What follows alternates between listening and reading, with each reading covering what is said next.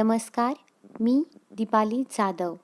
ज्ञानसागर या आपल्या यूट्यूब चॅनलवर तुम्हा सर्वांचे पुन्हा एकदा खूप खूप स्वागत.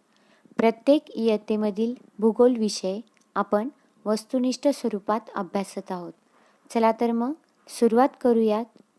इयत्ता 8वी, विषय भूगोल, पाठ क्रमांक 5, सागरी प्रवाह.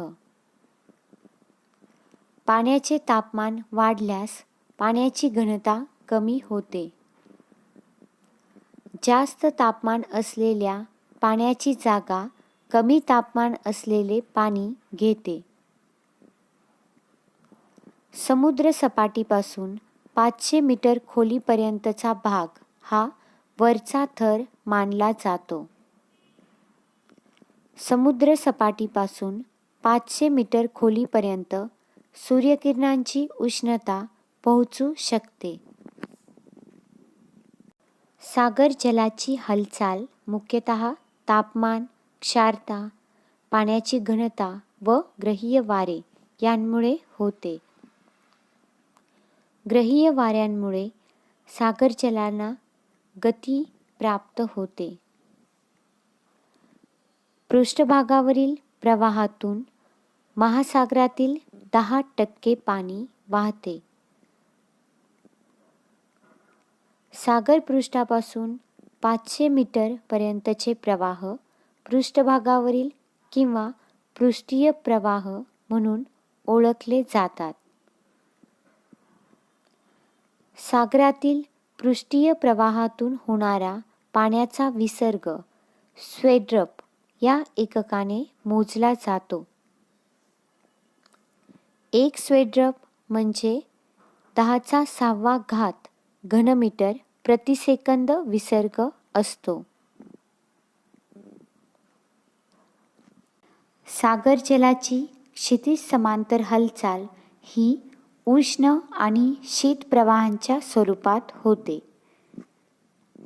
पृथ्वीचे परिवलन, भूखंड रचना इत्यादी घटक सागरी प्रवाहांच्या वाहण्याची दिशा व त्यांच्या वेगास कारणीभूत ठरतात.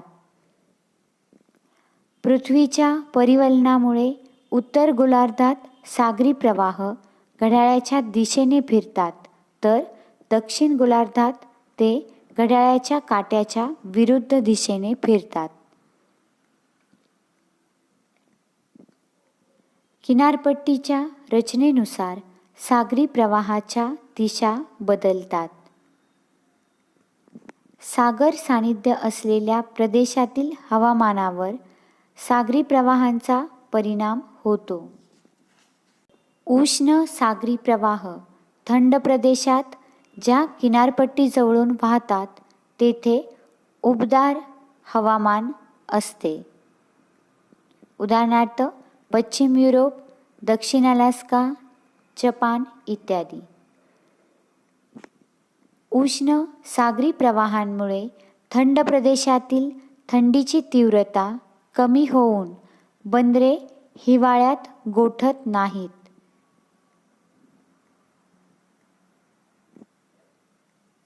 उष्ण व शीत प्रवाह जेथे एकत्र येऊन मिळतात त्या भागात वनस्पती, शेवाळ, प्लवंग इत्यादींची वाढ होते. प्लवंग हे माशांचे खाद्य आहे आणि अशा प्रदेशात मोठ्या प्रमाणात मत्स्यशेती केली जाते. उष्ण व शीत प्रवाह ज्या ठिकाणी एकत्र येतात त्या ठिकाणी दाट धुके निर्माण होते. उदाहरणार्थ न्यूफाउंडलंड बेट. शीत सागरी प्रवाहांमुळे ध्रुवीय प्रदेशांकडून हिमनग वाहत येतात. असे हिमनग सागरी वाहतुकीसाठी जहाजांना धोकादायक ठरतात. पुढे बघूया. शीत सागरी प्रवाहालगतच्या किनारपट्टीवर पर्जन्याचे प्रमाण कमी असते. उदाहरणार्थ पेरू, चिली, नैऋत्य आफ्रिका येथील ओसाड वाळवंटी प्रदेश. महासागरात 500 मीटरपेक्षा जास्त खोलीवर वाहणाऱ्या प्रवाहांना खोलवर वाहणारे प्रवाह म्हणतात.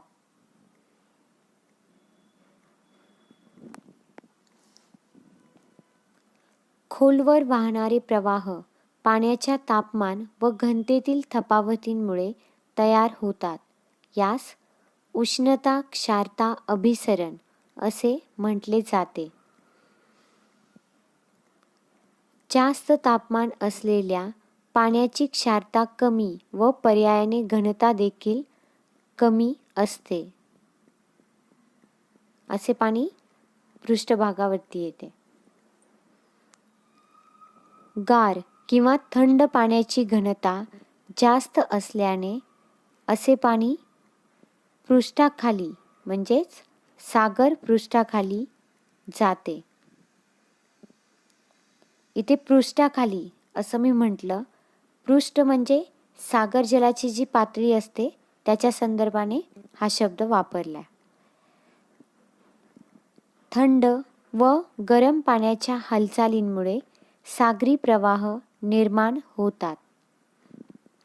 ग्रीनलँड व युरोपीय खंड यांमधील भागात भूपृष्ठीय जल जास्त खोलीकडे वाहत जाऊन तेथूनच अंटार्क्टिका खंडापर्यंत जाते.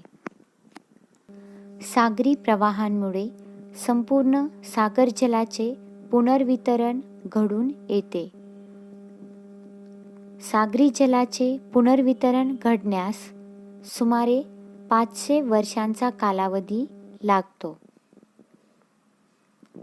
अटलांटिक महासागरातील सर्गासो समुद्र हा सागरी प्रवाहाच्या चक्रीय आकृतिबंधामुळे तयार झाला आहे. सागरी प्रवाहाच्या आकृतिबंधामुळे महासागरांच्या काही भागात वैशिष्ट्यपूर्ण स्थिती निर्माण होते. त्या भागांना ग्वायर्स असे म्हणतात. सर्गायुम नावाच्या सागरी गवतामुळे ग्वायर्स क्षेत्रांना सर्गासो असे म्हणतात. सर्गासो येथे सागरी जल स्थिर असते. सागरी प्रवाहांचा वेग कमी असला तरी त्याबरोबर नेले जाणारे पाणी प्रचंड प्रमाणात असते.